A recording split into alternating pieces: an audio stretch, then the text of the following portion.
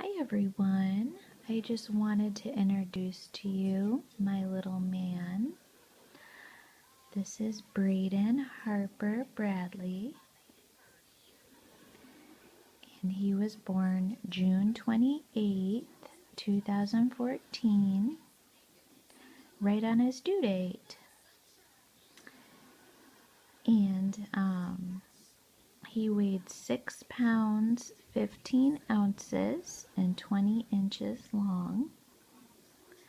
He was born at 12:18 in the afternoon by C-section, and I will tell you guys all about it. I just wanted to do a little introductory video to show you guys him and introduce him properly.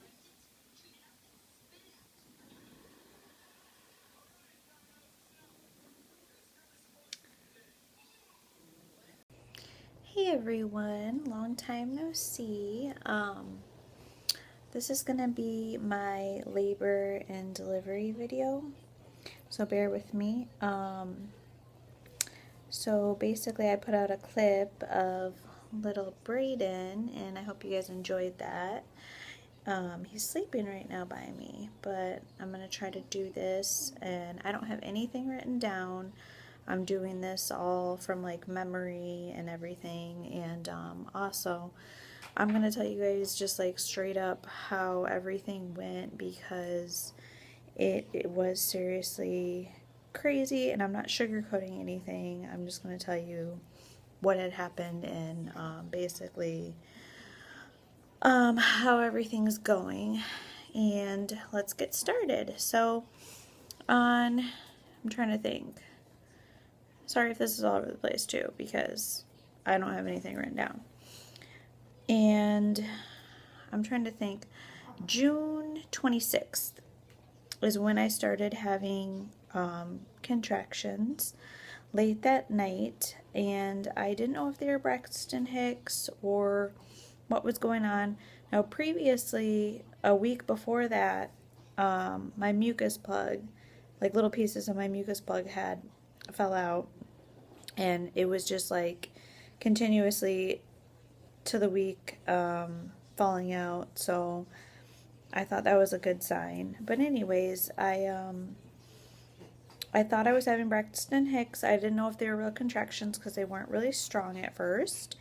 And that was June 26th at night. So I kind of just monitored it, and they got about like 10 minutes apart and stuff. So I just went about my day. They weren't painful, anything like that. And I just basically, kept doing my routine or whatever, and just kind of timed it and monitored it. So then they just would get closer together. Like at this point, it was, I want to say, well, it was the 27th. Technically, it was like 2, 3 o'clock in the morning. They were like getting, 6 minutes apart, 5 minutes apart. So I was like, okay, well, this is something definitely, that's happening. They started to get a little bit more painful. So I called my mom, let her know what was going on. Brian had just gotten home because he works, he works 7 till basically 2 o'clock in the morning. So he just had gotten home. So we were just figuring, well, let's try to rest and sleep a little bit, and then see what happens. Sometimes they go away if you lay down, if they were Braxton Hicks. But I really thought this was going to be it. So I tried to sleep. I could not. It was about 4 or 5 o'clock in the morning. I just got up and started to pack the things that I needed to pack that I didn't have packed, like last minute items like chargers, phones, makeup, stuff like that. Just random things that I was going to just shove in my bag. Because I was like, we're definitely going to go to the hospital, see if this is real or not. I just wanted to make sure everything was good. So I started getting stuff ready. I called my mom it was about 5, it was more like 6, it was probably about 6 in the morning. And and this is still June 27th. So I let her know what was going on. So basically, I told her I was getting ready. I was going to head to the hospital, all of that. So she said, okay, call me when you leave. So I did. Me and Brian got ready, packed up all the stuff, got in the car, called my mom. She met us at the hospital. The hospital is about a 20-minute drive. So we got there, and it was, well, by the time we left here, it was like 7 something a.m. in the morning. By the time we got to the hospital, it was around 8 a.m. Contractions started getting more painful, closer apart, like 4 minutes at this point. And so I was pretty positive something was going to happen, either that day or, within a couple days, whatever. But I just wanted to go in and get checked, see if I was dilated, because at that point, I was only dilated to 1 that I knew of. That was my last doctor's appointment, what they said. So we went in, and me, my mom, and Brian went in. We got into this little room where they evaluate you and stuff, and got checked in, and they hooked me up to a non-stress test. Monitored the baby. The baby was doing fine. Then they came in and checked me, and I was dilated, I believe, to a 3.5 centimeters.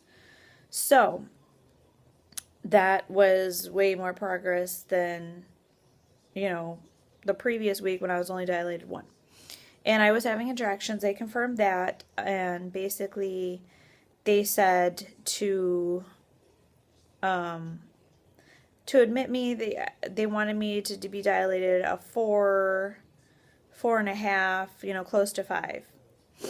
So she told me what I could do, because she thought I was going to be progressing, was just to walk around the hospital a little bit. At that point, it was 9-ish. Everyone was getting hungry.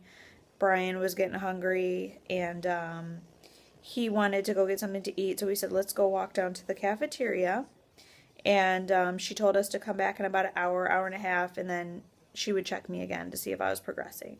As long as I was progressing at like a 4 or 4.5, she would admit me to the hospital, and get me in my labor and delivery room. So that's what we did. We walked down to the cafeteria. It was a painful walk. I was contracting every 3 minutes, and it was getting stronger and more painful, and I had to breathe through them now at this point. So we just went down. I had, I think, a bagel or something, because I knew I would be getting hooked up to an IV, and I wouldn't be able to eat soon. If I was in active labor, they don't let you eat. So I wanted to eat something, because I had nothing that morning. So I had a bagel with cream cheese. My mom and Brian got some things, sandwiches, whatever. We sat down at the cafeteria, ate, and, I ate, but I had to stop, and, I was having contractions and all that. So then we finished. We went back upstairs. I was checked again. I was at a 4.5, actually, she said. So I dilated a whole centimeter during that time. So she was going to therefore admit me. So then we took all our stuff, and they wheeled me. I think I was see, a lot of things are blurry, because like I said, this was a crazy, you guys will know in a little bit. But anyways, it was crazy, and I don't remember every single detail, but I'm pretty sure I was in a wheelchair. So they said that they were going to wheel me down, and my mom and Brian came behind me and all that, with all my stuff. And we got into our room, labor and delivery room, and they started, getting things ready, and hooking me up to the monitor again. I had to be hooked up to that non-stress monitor so they could monitor the baby's heartbeat and everything. And then I tested positive for strep B, so they were going to start my IV fluid for the antibiotic for that. So that was crazy, because obviously, if you guys have watched my vlogs throughout, I do not like blood tests. I do not like IVs. I do not like shots. I am very terrified. So anyways, I explained to them the situation. I'm kind of like nervous and afraid of all that, and prepared them because I do pass out sometimes. I do feel lightheaded. I do tend to throw up. I mean, it's just like crazy. So I prepared them for that, and they did the IV. Couldn't get my vein. Ended up blowing out one of my veins. Then she tried another vein, blew out that vein, so that was fun. So meanwhile, I am like freaking out because she can't get the IV in. She's having a hard time. I mean, it's just a long, drawn out process, and it really shouldn't have been. So finally, they're like, oh, let me go get this a nurse. She's really experienced, and she's the best nurse to put IVs in, all this. Well, why didn't you get her in the first place when I explained to you my situation, and I'm like, have really bad anxiety about the whole thing. But whatever. So she went and got this nurse. Well, the nurse was not very friendly, not very good bedside manner. She basically was like, oh, you'll be fine, and she just wasn't very comforting through the whole thing. And I don't know, she was just kind of, excuse me, a bitch. And she blew out another one of my veins. So now I have three veins blew out. Okay, so my arm's like a mess. It's disgusting. It's just, yeah. So finally, the next one she tried, she got it in. Meanwhile, my arm is like already swollen up and yeah, horrible. But whatever, at least she got it in. I got the IV fluids I needed for the Strep B, you got to have the antibiotic in your system for at least 4 hours before you deliver. Or it might, for it to kick in so it won't affect the baby and all that. So at least I got that in, whatever. Okay, so meanwhile, of course I'm crying because I'm having contractions and I'm dealing with all these, my veins being blown out and it's the most horrible thing. I hate IVs, but whatever. So I'm crying. I'm a little bit upset. I'm calming myself down, whatever. One of the doctors comes in to check on me, and it's a doctor from my practice. And I've seen her a couple times in the office. She's not my primary, whatever, She comes in and, I'm crying, whatever. And she's like, oh, well, you'll be fine. She's like, if you can't handle this, honey, you're not going to be able to handle these contractions in labor. Like, I'm sorry, but you should not have said that. Like, you're supposed to be positive. When someone's in labor and going through, like, a hard time, like, you're not supposed to be, like, negative. Like, oh, I'm not going to be handling, like, contractions or being in labor because I'm crying. Because I'm upset because they just blew out my veins. Like, I'm sorry if that's, me being a wuss, but to me, like, she should have been a little bit more comforting or more positive. Like, oh, you can do this. It's okay. You got this done. She knew I already told her that I was terrified of needles and all that. So whatever. I was not happy with her. So anyways, she came in and she's like, well, I'm going to come back after, got done from being upset and just kind of get yourself together and then we'll talk, It's just like, okay, well, you're the doctor and, whatever. I know it's not your job to soothe me or whatever, but still you could have been a little bit more kinder to me. So I was just upset how she handled that. So she left, thank God, and my nurses were really nice, and they told me I was doing a good job. My mom was there and Brian. They were, helping me feel better. And then the doctor came back in. She checked me. I was, I believe, at a 5, I want to say. Yeah, I was at a 5, a little bit more progression. And this is still June 27th. And then basically just hours had passed, still having contractions. I was getting really, well, actually, no, I didn't have this happen until, well, actually, I did have this happen. I was having really bad Charlie horse type cramping in my side area, like my hip area. And I kept telling, it would go all the way down to my like side of my butt. And I would tell them like I'm getting like this cramping pain, is this normal? And I would get it with contraction and it would just last like forever. Like I don't even know. It would not go away. Like it wasn't just with the contraction, it was like a lingering like Charlie horse. Um so I was a little concerned about that, and they told me, "Oh, it's just because the contractions are getting stronger or whatever." They kind of wrote that off. So I was like, "Okay, whatever," because I've never experienced like any of this before. So um then let's see what happened. Oh, I wasn't really progressing. I stayed at a 5. So they wanted to break my water and start me on Pitocin. So I was like, yeah, I'm not progressing. It's been several hours. Yeah, let's just do it. Because I was getting very, very tired. So basically, then it would go all the way down to my like side of my butt. And I would tell them like I'm getting like this cramping pain, is this normal? And I would get it with contraction and it would just last like forever. Like I don't even know. It would not go away. Like it wasn't just with the contraction, it was like a lingering like Charlie horse. Um so I was a little concerned about that, and they told me, "Oh, it's just because the contractions are getting stronger or whatever." They kind of wrote that off. So I was like, "Okay, whatever," because I've never experienced like any of this before. So um then let's see what happened. Oh, I wasn't really progressing. I stayed at a 5. So they wanted to break my water and start me on Pitocin. So I was like, yeah, I'm not progressing. It's been several hours.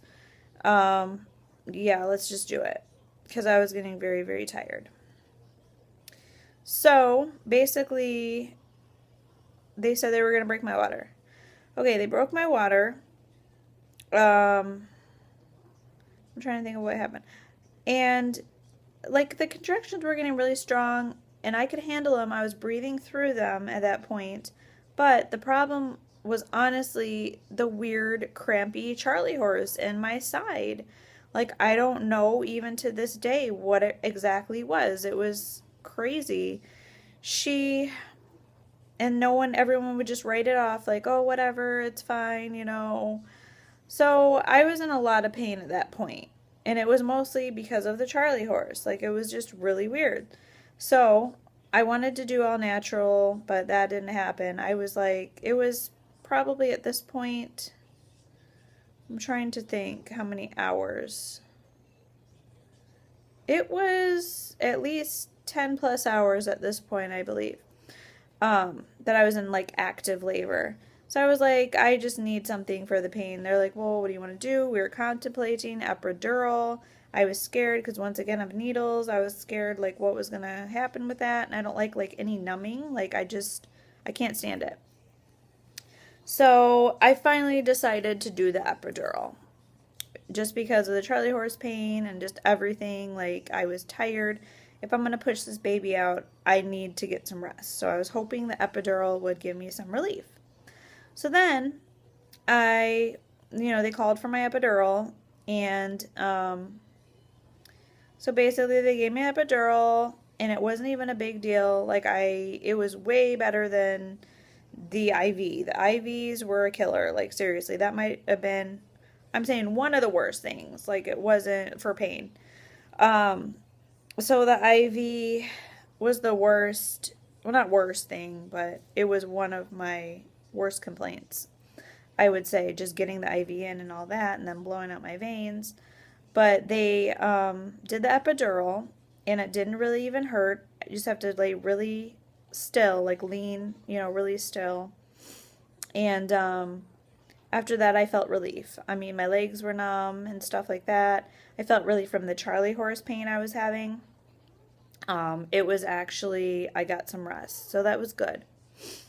Then, they kept checking me. Another doctor had came in, thank God, because the one doctor was, like I said, I didn't like her bedside manner, and her attitude was just crappy, like, I'm not gonna lie. So another doctor came in because they switched shifts. So she went home, the other one came in. And I know this one from my office too. So she was really positive, upbeat, a little too happy if you ask me, but I mean, at least she was positive, so I liked her a lot better than the first one.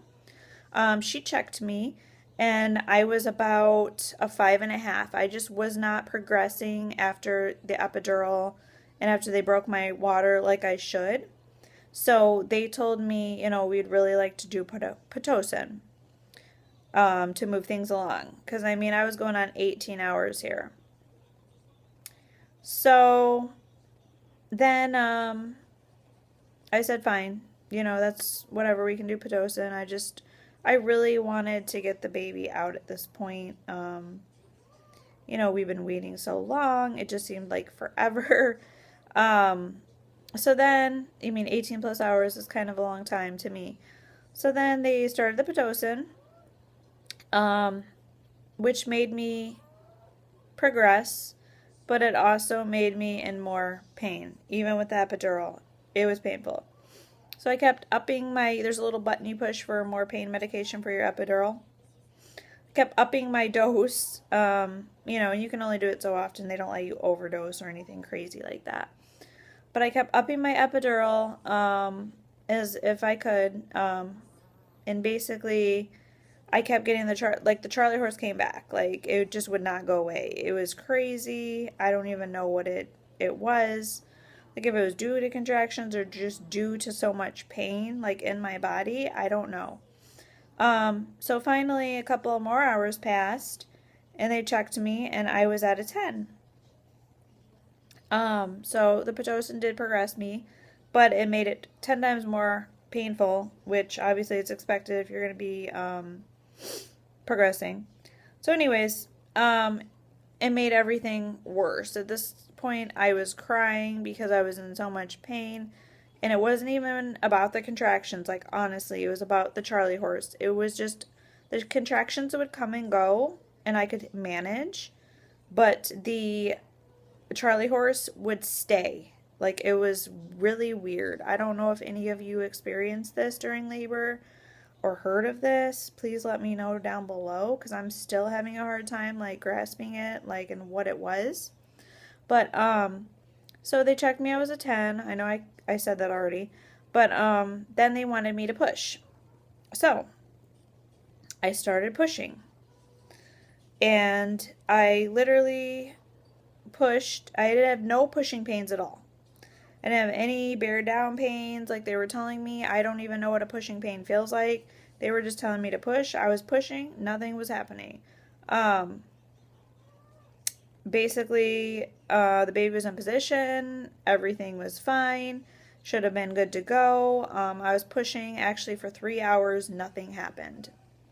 So that doctor, her shift was up, so another doctor came in, and this was, let's see, now June 28th.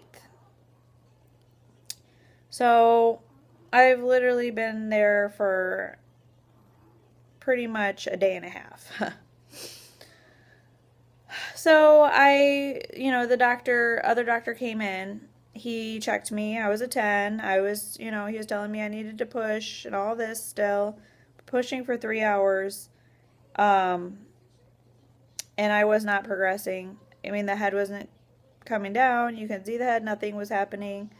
I just felt so, I don't even know what to describe it. I just felt tired. I felt like there's nothing I can do. I felt helpless. I did not know how I was going to get this baby out. So he checked me. He told me he believes that my pelvic bone was too small for the baby to come down and through, and that they were going to have to do a C-section.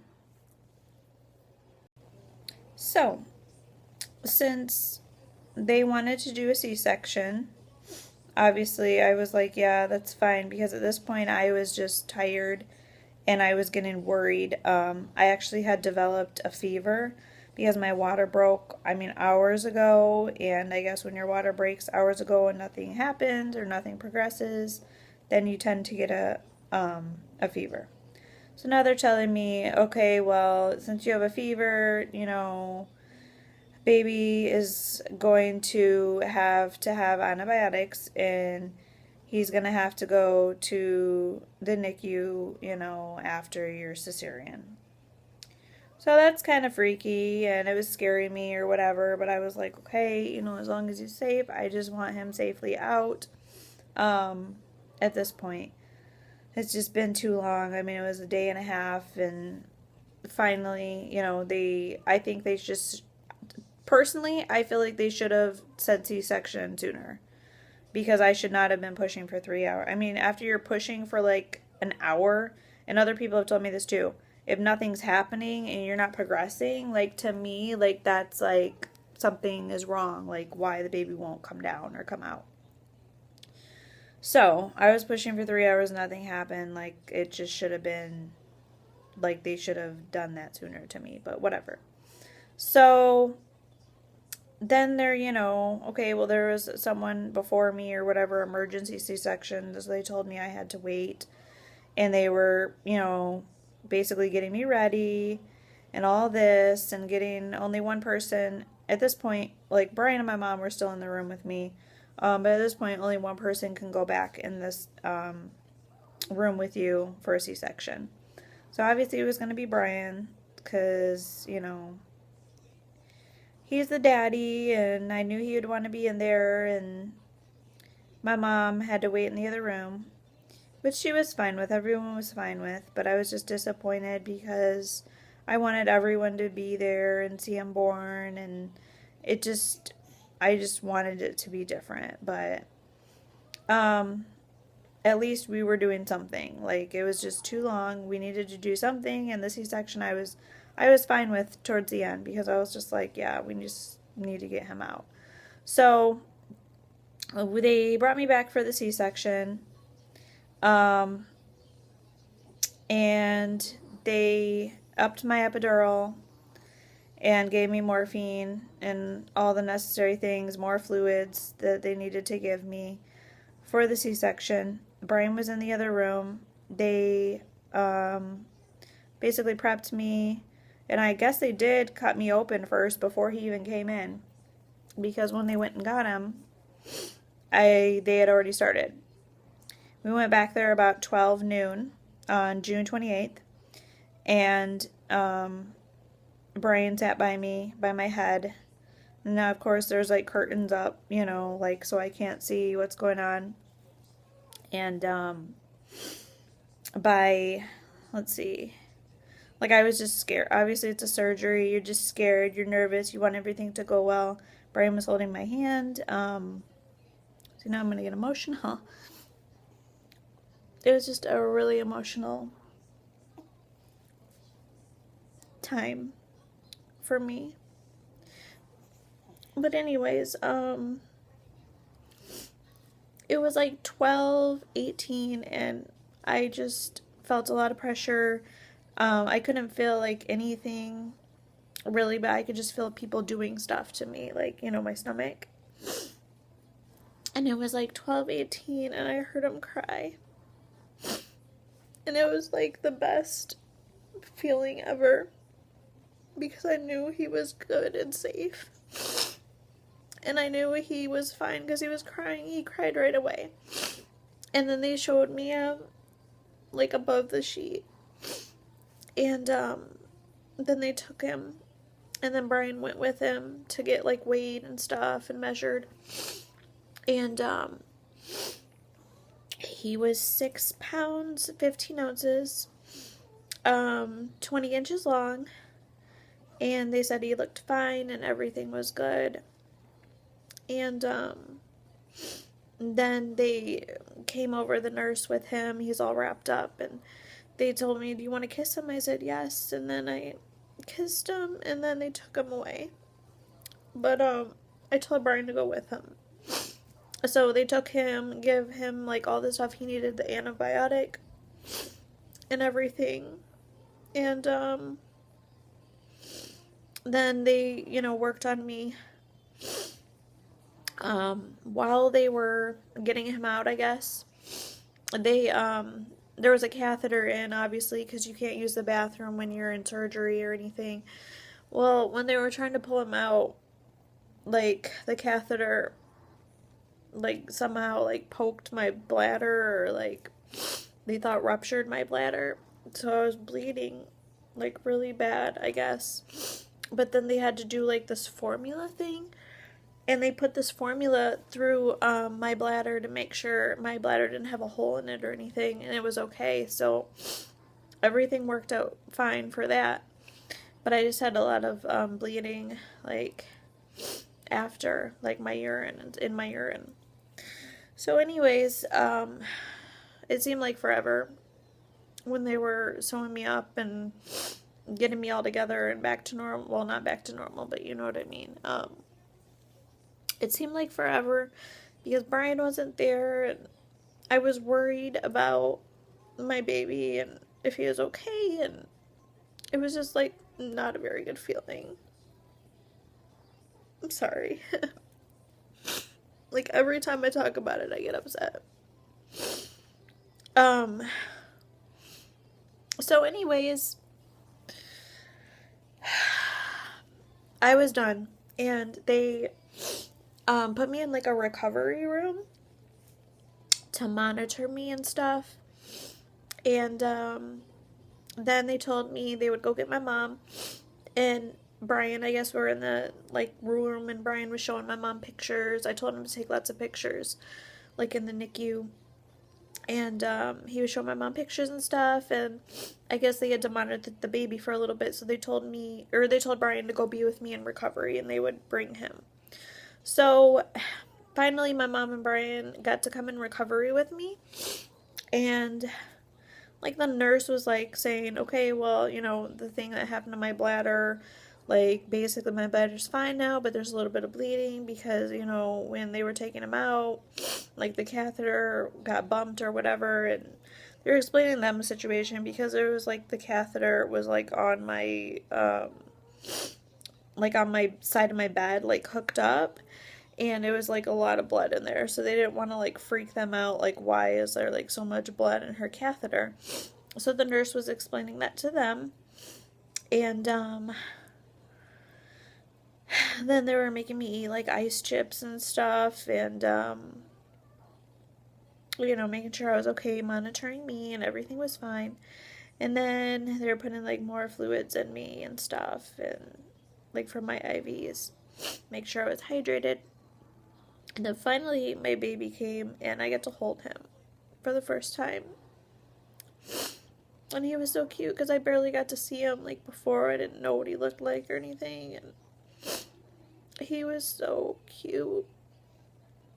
He's like the best thing ever. I was just glad he's okay. And at this point, he has like a little IV too around his hand, and for some reason, I think they did the IV wrong, because my mom, after I held him, I had my mom hold him, because Brian already got to hold him. Brian was actually the first one to hold him in the NICU. But I had her hold him, and she said something, or the nurse said something like, why is that his IV like that? And she said, oh, they did it wrong, and blah, blah, blah, blah, blah. So then they had to come back and take him again to put his IV in, like, better, because I guess it was coming out or something. I don't know. So then my mom was like, well, do you want me to go with him to put the, because the nurse was going to come back and get him and put his IV in, which was ridiculous. Like, I don't understand why they didn't have it in right. So I was like, yes, of course, I want someone to go with him. So Brian wanted to stay with me, and my mom went, down there with him again, make sure people did it right. And then they came back, and like everything was so blurry from there because I was on morphine and like some other things they had for the C-section. and they told me they were getting my room ready because I would go into like a permanent room now that I had the baby. So they got my room ready. We went to the room, and it was all just really foggy from there because I was on so much stuff and not feeling well. And I've been on fluids for like 2 days straight. So I had a lot of swelling and a lot of pain. And it was just crazy. But we got situated in a room. We got to rest a little bit. And that was basically all of the labor and delivery story. Sorry I got emotional, guys. It's just a lot of things. And I know it's not like a horrible labor and delivery story. It could have gotten way worse. Like, I'm very thankful to have a healthy little boy. And then, you know, I'm doing okay right now with my recovery. But it was just really, really a lot of things that I thought people should have done differently, like the doctors. And my recovery process when I was in the hospital, I'll talk a little bit about that in a different video. But there's a lot of things that happened, like after we got situated in our room, that to me should not have happened with some of the nurses and stuff. And yeah, so it's just really emotional experience for me to talk about. But overall, I have a healthy baby boy, and that was my goal.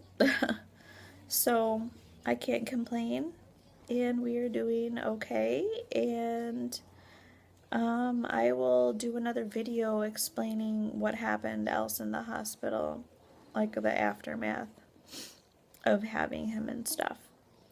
So thank you guys for watching. I'm sorry if this was like emotional or depressing for you guys, but I'm fine. I'm just really emotional, you know, through the whole process.